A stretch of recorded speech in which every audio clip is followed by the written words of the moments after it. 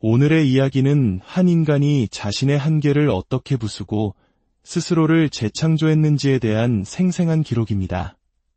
단순히 동기부여를 넘어 우리 각자의 내면의 잠든 거인을 어떻게 깨울 수 있는지에 대한 깊은 통찰을 던져주는 이야기죠.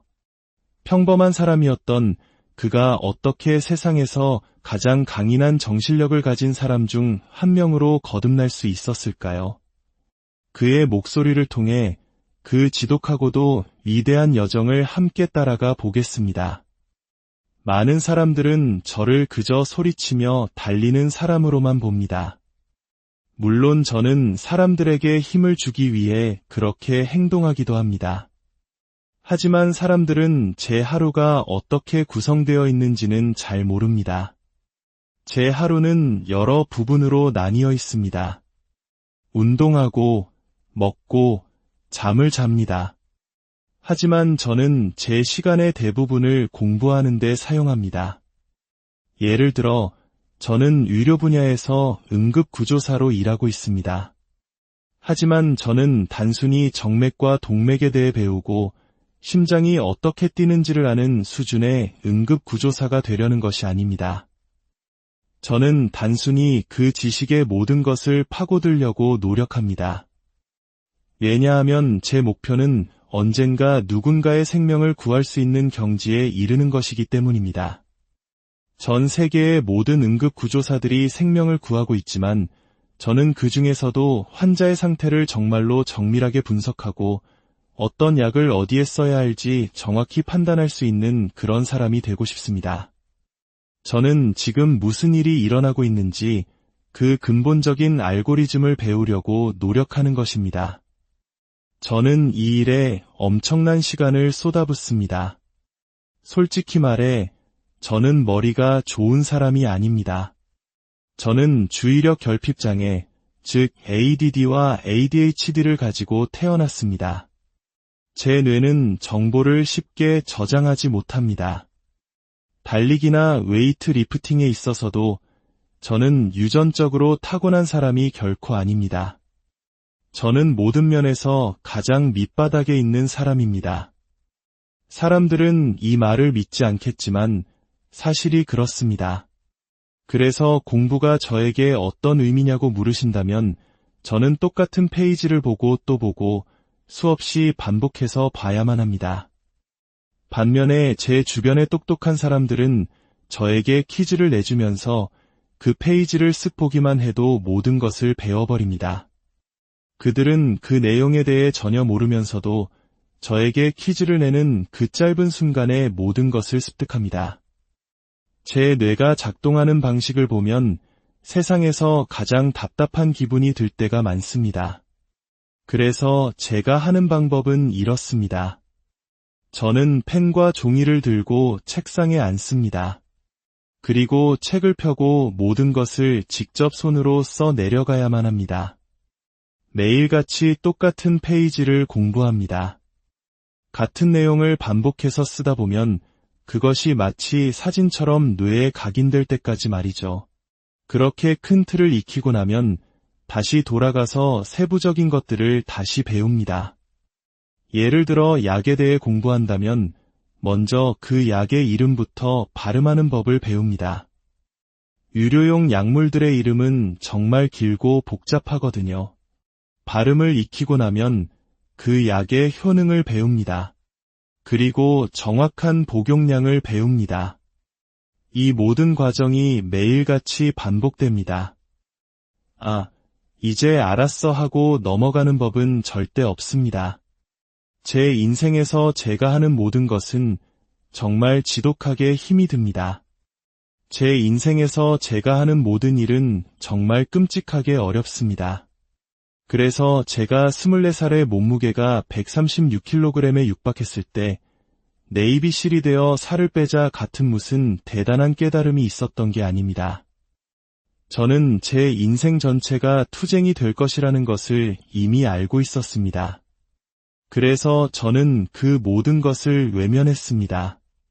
저는 나는 읽는 법, 쓰는 법, 외우는 법, 그리고 지금의 나와는 전혀 다른 사람이 되는 법을 배우기 위해 이 고통 속으로 뛰어들고 싶지 않아 라고 생각하며 회피했습니다.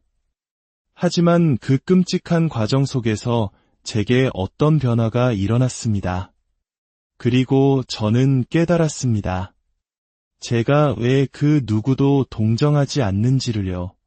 사람들은 제가 거짓말을 하거나 과장한다고 생각할지 모릅니다. 하지만 아닙니다. 저는 말 그대로 이 세상 가장 낮은 곳에 있던 존재였습니다. 재능도 없고 배울 능력도 없었습니다. 저는 진정한 밑바닥이 무엇인지, 그리고 그곳에서부터 무언가를 쌓아 올리는 것이 어떤 것인지를 몸소 체험했습니다. 배운다는 것은 제게 정말 고통스러운 일입니다. 하지만 저는 그것을 할 필요가 없습니다. 저는 이 제 49살이고 이미 경제적으로 성공했습니다. 아무것도 할 필요가 없죠. 어릴 적 저는 늘 생각했습니다. 언젠가 더 이상 이 짓을 하지 않아도 되는 날이 오면 얼마나 좋을까. 하지만 나이가 들면서 그 고통스러운 과정이 제 삶의 방식이 되어버렸습니다. 그것은 훈련이고 규칙이며 제가 스스로 한 선택이었습니다. 그 선택은 이것이었습니다. 인간으로서 너의 모든 잠재력을 찾아내기 위해 너는 무엇을 희생하고 무엇을 포기할 준비가 되어 있는가? 그리고 저는 그것을 위해 모든 것을 포기할 준비가 되어 있었습니다. 이제 제 마음은 그렇게 길들여졌습니다. 제가 하는 모든 일은 바로 그 자체입니다. 예를 들어 지금 제가 달리기를 할 때 저는 그냥 달리는 것이 아닙니다. 저는 타고난 주자가 아니며 부상에서 자유롭지도 않습니다. 달리기 시작 후 첫 20분 동안 저는 다리를 절뚝거립니다. 말 그대로 절뚝거리며 뜁니다. 여러 번의 무릎 수술로 제 몸은 뒤틀려 있었고 이제야 조금씩 제자리를 찾아가고 있기 때문입니다. 사람들은 저를 보며 저 사람 뛸 때 다리를 저는 것 같네라고 말합니다. 맞습니다. 저는 절뚝거리며 뜁니다. 제 몸은 엉망진창입니다. 그래서 저는 이 망가진 몸에서 최상의 결과를 이끌어내기 위해 모든 신경을 집중합니다. 제가 하는 모든 일은 그 순간에 제가 하는 일에 대한 완전한 집중 그 자체입니다. 제가 초등학교 3학년 때였을 겁니다. 그때는 주의력 결핍 장애 같은 것에 대해 지금처럼 약을 주거나 특별한 교육을 제공하지 않았습니다. 그저 특수학교에 보내려고 했죠. 저는 학습 능력이 너무나 뒤처져 있었기 때문에 학교의 해결책은 이 아이는 절대 배울 수 없으니 특수학교로 보내자는 것이었습니다. 하지만 저는 특수학교에 가고 싶지 않았습니다. 다르게 취급받고 싶지 않았습니다. 저는 단 한 번도 약을 먹어본 적이 없습니다. 그래서 지금 제가 당신의 눈을 똑바로 쳐다볼 수 있는 겁니다. 저는 학습장애가 있는 사람들을 동정하지 않습니다. 물론 정말 불가능한 경우도 있습니다. 하지만 대부분은 극복할 수 있습니다. 다만 사람들은 진정으로 집중하는 법을 스스로에게 가르치는 그 고통스러운 과정을 겪고 싶어 하지 않을 뿐입니다. 이 지점에서 제 메시지는 종종 오해를 받습니다. 제가 강한 어조로 말하기 때문이죠. 그것은 제 안에서 터져나오는 열정입니다. 왜냐하면 문장 하나를 배우기 위해 저는 제 모든 것을 쏟아부어야 했기 때문입니다. 제가 제 자신에 대해 이야기할 때 저는 차분하고 멋지게 말할 수가 없습니다. 아침에 눈을 뜰 때마다 저의 위대함을 찾아가는 여정이 얼마나 힘든지 알기 때문입니다. 쉬운 것은 아무것도 없습니다. 매일 아침 눈을 뜨고 그냥 무언가를 하는 그런 삶이 아닙니다. 오늘 제가 이 자리에 있기까지 제 모든 것을 바쳐야 했습니다. 그래서 제가 이 주제에 대해 이야기하면 목소리가 점점 커지고 열정이 터져나옵니다. 저는 매일 한 인간이 되기 위해 제가 하는 그 과거의 순간으로 돌아가기 때문입니다. 쉬운 것은 아무것도 없습니다. 달리는 것은 힘듭니다. 하지만 선택을 해야 합니다. 주저앉아 과거에 나약했던 그 모습으로 돌아가고 싶습니까? 아닙니다. 그렇다면 이것이 바로 그 대가입니다. 사람들의 오해를 감수해야 합니다. 그들은 결코 이해하지 못할 겁니다. 왜냐하면 그들은 과거의 저와 같은 경험을 해보지 않았기 때문입니다. 그것이 바로 제가 지금의 일을 하는데 필요한 전부입니다. 제게는 이 모든 것이 공부의 과정에 있어야만 합니다. 제가 있는 모든 곳에 저의 모든 집중력이 그곳에 있어야 합니다.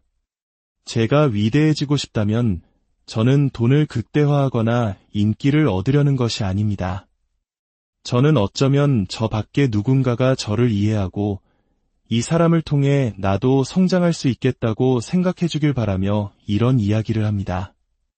다른 사람들은 그러지 못할 수도 있겠죠. 제 인생에 대한 가장 큰 오해는 이것입니다. 당신이 하나님을 믿든 믿지 않든 저는 믿습니다. 하나님은 저라는 실험용 쥐를 이 행성에 내려놓으시고 이렇게 말씀하신 것 같습니다. 학대받고 상처 입은 아이, 배우는 것조차 거의 불가능하고 몸은 뒤틀렸으며 좋지 않은 유전자를 가진 이 아이에게 군인이 될 자격을 박탈할 만한 거의 모든 악조건을 줘보자. 그리고 이 아이를 온갖 시련 속에 던져 넣었을 때 과연 무엇이 나오는지 한번 지켜보자. 그 마찰을 이겨내기 위해 당신은 아침에 일어나 커피 메이커로 향하지 않습니다. 때로는 잠조차 자지 않습니다.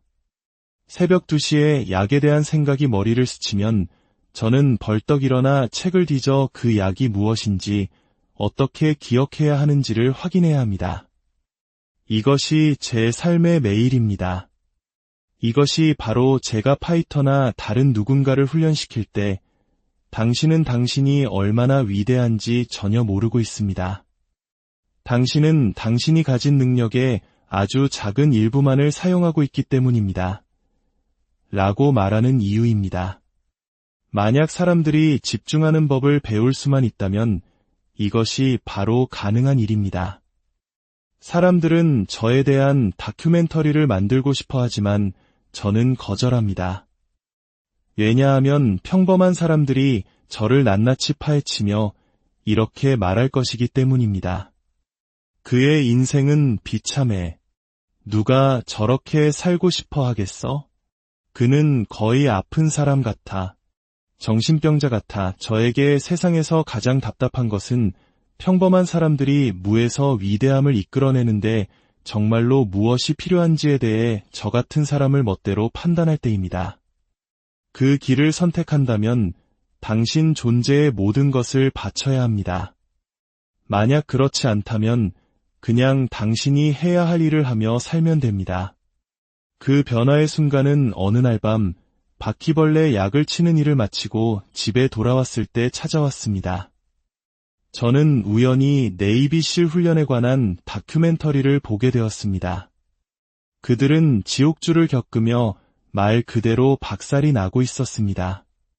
물에 들어갔다 나왔다를 반복하고 훈련생들은 포기의 종을 울렸습니다. 그들은 끔찍한 고통을 겪고 있었습니다. 당시 제 몸무게는 135kg에 육박했고 제 인생은 최악의 상황이었습니다. 저는 제 인생에 변화를 주어야만 했습니다. 저는 다른 모든 사람들이 제가 될 것이라고 말했던 바로 그 모습, 즉 아무것도 아닌 존재가 되어 있었습니다. 저는 끔찍한 환경에서 자랐습니다.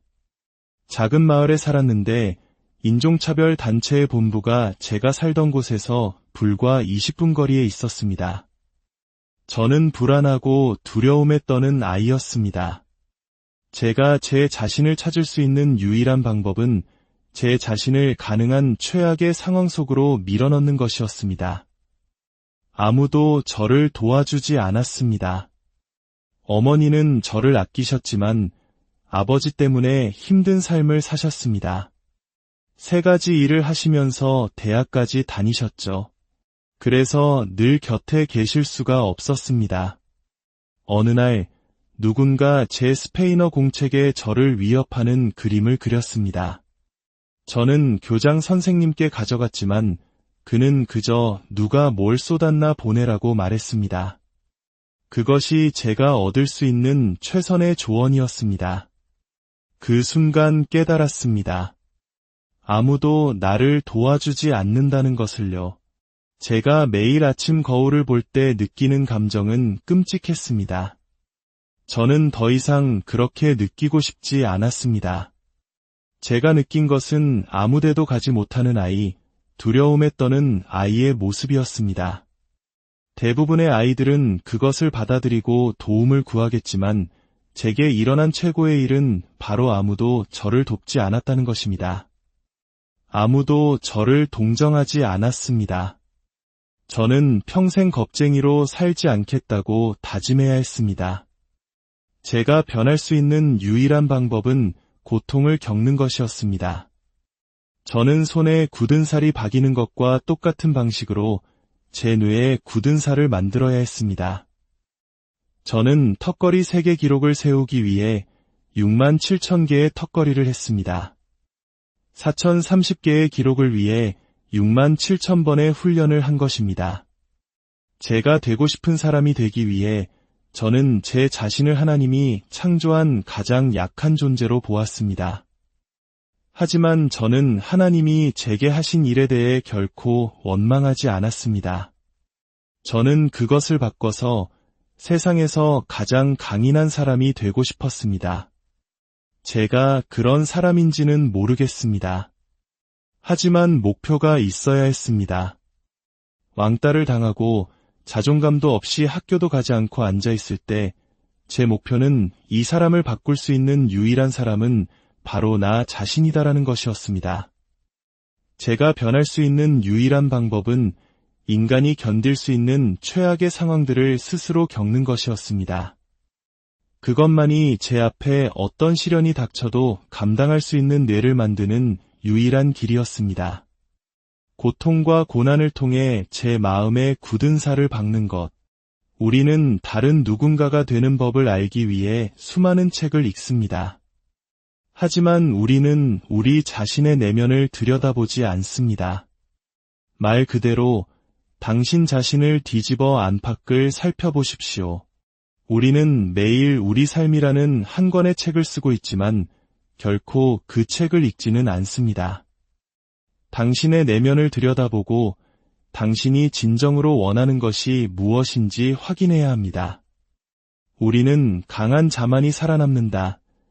같은 멋진 말들을 사용하지만 그것들은 모두 공허한 단어일 뿐입니다. 성장하기 위해서는 반드시 고통을 겪어야 합니다. 어떤 사람들은 이해하고 어떤 사람들은 그렇지 못할 것입니다. 많은 사람들은 100살까지 살면서 훌륭한 삶을 삽니다. 하지만 그들 삶의 어느 지점에는 왼쪽과 오른쪽 두 갈래 길에서 선택을 해야만 했던 순간이 있었을 겁니다. 왼쪽은 쉬운 길이었고 오른쪽은 힘든 길이었습니다. 많은 사람들이 쉬운 길을 택하고도 좋은 삶을 살지만 더 나은 삶은 오른쪽에 있었습니다. 그것을 통과하기 위해 20년의 고통과 고난을 겪어야 할지도 모릅니다. 하지만 우리 대부분은 진정으로 자신의 여정을 시작조차 하지 못한 채 죽습니다. 당신의 여정을 시작해야 합니다. 힘들 수도 있습니다. 하지만 그 길의 반대편에 도달하면 당신은 매일을 순항하게 될 것입니다. 저는 다른 사람들에게 인정받기 위해 거짓말을 했습니다. 왜냐하면 제 자신을 인정하지 않았기 때문입니다. 제가 얼마나 한심한 인간인지에 대한 제 자신의 책을 읽기 시작하기 전까지는 모든 것을 남의 탓으로 돌렸습니다. 아버지를 탓하고 학교 친구들을 탓하고 건강 문제와 학습 장애를 탓했습니다. 하지만 어느 순간 저는 말했습니다. 이걸 바로잡으려면 다른 누구도 아닌 바로 나 자신의 문제가 무엇인지 읽어야 해. 좋아, 나는 내 그림자조차 두려워하는구나. 어떻게 극복할 수 있을까? 군대에 가라. 박살나게 얻어터져라. 내가 하기 싫어하는 일을 해라. 매일 불편하게 살아라. 알겠다. 나는 세상에서 가장 똑똑한 아이가 아니야, 좋아. 아니야, 넌 똑똑해 같은 위로 대신 저는 제 자신에게 말했습니다. 아니, 난 멍청한 놈이야. 알겠다. 어떻게 더 똑똑해질 수 있지? 스스로를 교육시켜라. 우리가 도망치는 것들은 결국 진실로부터 도망치는 것입니다. 제가 성공할 수 있었던 유일한 방법은 진실을 향해 나아가는 것이었습니다. 그것이 아무리 고통스럽고 잔인할지라도 그것이 저를 바꾸었습니다. 인간은 고통을 기꺼이 감수하려 한다면 상상도 못할 영역에 도달할 수 있는 능력이 있습니다. 당신의 뇌와 몸이 하나로 연결되면 무엇이든 할 수 있습니다.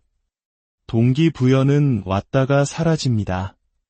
하지만 당신이 무엇인가에 의해 이끌릴 때 당신 앞에 있는 것은 무엇이든 파괴될 것입니다. 이것은 지극히 개인적인 싸움이 되었습니다. 이 경주와의 싸움, 저를 비웃던 아이들과의 싸움, 그리고 제 자신과의 싸움이었습니다. 저는 이 모든 것을 아주 격렬하게 개인적으로 받아들였고 이 거대한 과제를 작은 조각들로 나누었습니다. 당신 안의 위대함은 책을 보거나 제 이야기를 듣는다고 찾을 수 있는 것이 아닙니다. 제가 불꽃을 던져줄 수는 있겠지만 그것을 찾기 위해서는 당신 자신의 내면으로 들어가야 합니다. 조용한 방으로 들어가십시오. 말을 멈추고 당신의 영혼과 마음, 그리고 능력을 탐색하십시오. 그러면 찾게 될 것입니다.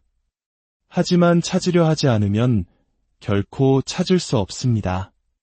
99%와 100% 사이에는 큰 차이가 있습니다. 저는 항상 100%를 쏟고 있다고 생각했지만 아니었습니다. 제가 꿈꿔왔던 모든 것을 이루기까지 저는 단 1%가 부족했습니다. 하지만 우리가 잠들어버리는 것이 바로 그 1%입니다. 요즘 세상이 위대해지기 쉬운 이유는 대부분의 사람들이 나약하기 때문입니다. 저는 약 23년 전 제가 패배자라고 결론 내렸습니다. 저는 스스로를 타고난 패배자라고 불렀습니다. 지금은 그렇게 느끼지 않지만 오래전에는 그랬습니다. 그리고 저는 모든 것을 걸기로 결정했습니다. 우리 중 많은 사람들은 균형이라는 사고방식을 가지고 있습니다. 중요하죠. 하지만 여러분이 그 1%의 일부가 되고 싶다면 미안하지만 그 균형 잡힌 사고방식은 바람에 날려 보내야 합니다. 불균형한 마음은 대부분의 사람들이 상상조차 할 수 없는 수준으로 모든 것을 해낼 수 있게 해줍니다. 다른 사람들이 평범한 수준에 머물러 있는 동안 당신은 천천히 그리고 꾸준히 위로 솟아오릅니다. 저는 이것을 초반 집중 투자라고 부릅니다. 지금 최고가 되고 싶다면 당신의 삶에 초반 집중 투자를 하십시오. 그러면 당신이 잠시 멀리했던 가족들을 당신이 40대, 50대, 60대가 되었을 때 다시 곁으로 데려올 수 있습니다. 그리고 말하는 겁니다. 이제 영원히 집에 있을게. 내가 원하는 성공을 이뤘으니까 제가 제 인생의 첫 24년 동안 성공하지 못했던 이유는 제가 믿음을 키우지 못했기 때문입니다. 스스로를 믿어라 같은 진부한 말이 아닙니다. 제가 믿음을 쌓는 방식은 이렇습니다. 저는 160km, 320km 레이스를 달리고 턱걸이 기록을 깨고 그 모든 돈을 가지고도 47세의 산불 진화 소방대원이 됩니다. 저는 그 수준에서 믿음을 쌓아야만 합니다. 왜냐하면 제가 왔던 그 어둠이 너무나 깊었기 때문입니다. 여러분 중 많은 분들이 믿음이 전혀 없는 곳에서 왔을 겁니다. 그것은 책이나 동기부여, 강사의 말에서 얻을 수 있는 것이 아닙니다. 저는 수시간, 수일, 수십 년 동안 혹독한 시련 속에서 그것을 얻습니다. 그래서 제 차례가 와서 실패하고 또 실패하고 또 실패할 때 저는 제가 쌓아올린 그 거대한 믿음으로 돌아가서 나는 해낼 수 있다는 것을 압니다. 어떻게 믿음을 얻든 그것을 얻는 것은 필수적인 일입니다. 중요한 것은 우리 모두가 단 1% 차이로 위대함에서 멀어져 있다는 것입니다. 저는 이 사실을 젊었을 때 깨닫지 못했습니다. 공군에서 구조대원이 되려다 실패하고 몸무게가 불어나 136kg의 뚱뚱한 해충 방제 전문가가 되어 바퀴벌레 약을 뿌리고 다닐 때 바로 그때 저는 우리는 진정한 위대함에서 단 1% 떨어져 있을 뿐이다라는 생각을 하게 되었습니다. 그리고 3개월 후 저는 48kg을 감량하고 네이비실에 도전하고 있었습니다. 그 1%는 우리가 아침에 일어나 오늘은 안 돼, 내일 하자고 말하며 스누즈 버튼을 누를 때 발생합니다. 하지만 그거 아십니까? 바로 그 때문에 오늘날 위대해지기가 쉬운 겁니다. 대부분의 사람들이 나약하기 때문이죠. 모든 경기장에는 야만적인 사고방식이 있습니다. 그것은 원시적인 본능입니다. 믿든 안 믿든 우리 모두 그것을 가지고 있습니다. 저는 세상 모든 사람들의 기분을 상하게 하려고 노력합니다. 제가 아무것도 되지 못할 것이라고 생각했던 모든 사람들이요. 결코 충분하지 않습니다. 마치 개와 같습니다. 저는 집에 불독을 키우는데 그 녀석은 배가 터져 죽을 때까지 먹을 겁니다. 그게 바로 접니다. 저는 다른 사람이 주워 먹을 수 있도록 식탁에 부스러기 하나 남기지 않습니다. 그것이 바로 당신이 위대해지고 싶다면 가져야 할 사고방식입니다. 그리고 위대함에 대한 슬픈 사실은 우리 대부분이 그것이 우리 영역 안에 있다고 믿지 않기 때문에 생각조차 하지 않는다는 것입니다. 사람들은 지금의 저를 봅니다. 17시간 만에 4030개의 턱걸이를 하고 39시간 만에 330km를 달리는 저를 봅니다. 하지만 그들은 제가 이 지점에 도달하기까지 겪었던 여정을 이해하지 못합니다. 저를 이 지점으로 이끈 것은 제가 오늘날의 모습과는 정반대의 사람이었다는 사실입니다. 저는 제 앞에 닥친 모든 것으로부터 도망쳤던 사람이었습니다. 진짜 저는 매우 두려워하고 불안해하며 말을 더듬고 아버지에게 맞던 아이였습니다. 그리고 저는 아무렇지 않은 척하는 가짜 인물을 만들어냈습니다. 저는 제 자신과 사람들에게 거짓말을 하고 있다는 것을 깨닫는데 오랜 시간이 걸렸습니다. 제 아버지는 저를 심하게 때렸습니다. 아버지는 스케이트장과 술집을 소유했고 온갖 나쁜 짓을 했습니다. 그는 제게 학교에 가는 것을 믿지 않았습니다. 사업이 우선이었죠. 그래서 저는 밤 7시부터 새벽까지 스케이트장에서 일하고 바닥에 껌을 긁어내고 사무실에서 잠을 잤습니다. 학교에 가는 일은 드물었고 가더라도 저는 학습장애와 사회적 불안감에 시달리는 망가진 아이였습니다. 어머니가 용기를 내어 아버지를 떠났을 때 저는 8살이었습니다. 그리고 그때부터 저의 진짜 전쟁이 시작되었습니다. 저는 두려움에 압도당했습니다. 아버지로부터, 작은 마을로부터, 모든 것으로부터의 불안감이 다시 밀려왔습니다. 저는 다시는 그 끔찍한 물속으로 돌아가고 싶지 않았습니다.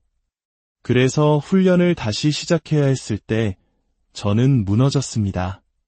저는 거짓말을 했습니다. 그리고 사실상 포기했습니다. 저는 편안한 것들을 찾기 시작했습니다. 그리고 제가 편안한 것들을 더 많이 찾을수록 제 마음은 더 불편해졌습니다.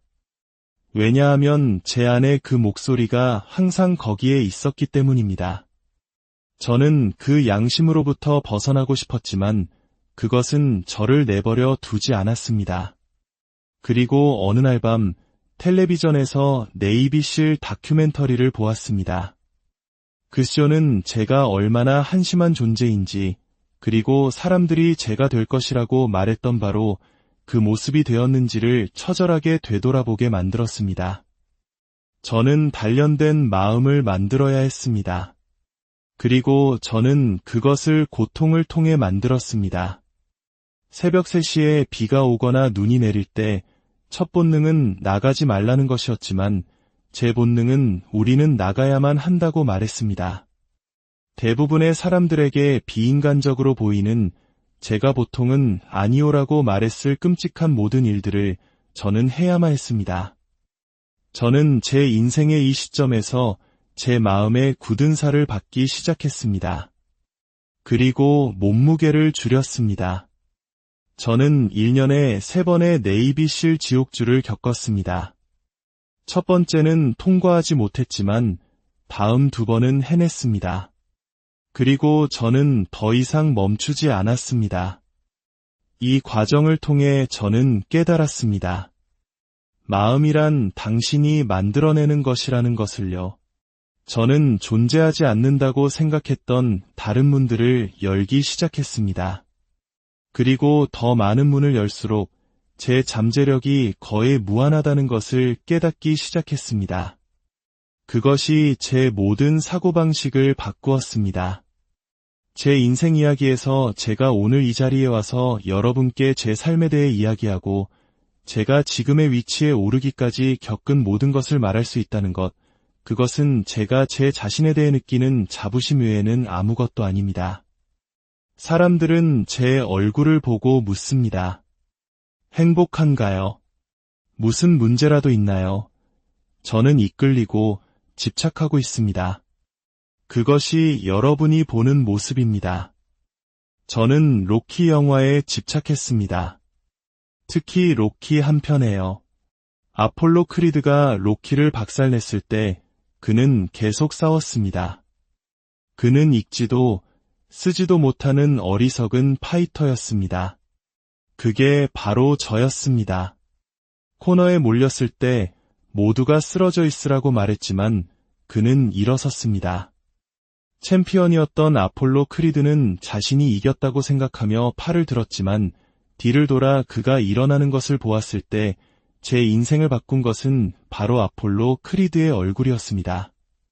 그 표정은 마치 이기는 것이 아니라 단지 일어서는 것만으로 로키가 그의 영혼을 빼앗아간 것 같았습니다. 말 그대로 그의 영혼을요. 저는 바로 그것이 되고 싶었습니다.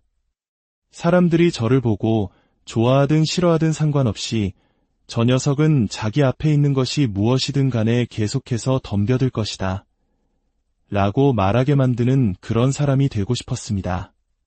저는 제 자신이 쓰러지고 일어나는 것을 계속 상상했습니다. 패배감 외에 다른 무언가를 느끼고 싶었습니다. 그저 끝까지 버티고 싶었습니다. 그리고 그 끝까지 버티는 것이 저를 이제는 그 거리를 훨씬 뛰어넘는 지점까지 밀어붙였습니다. 저는 제 삶을 다른 관점에서 보기 시작했습니다. 당신이 진흙탕 속을 걷고 있을 때는 보이지 않습니다.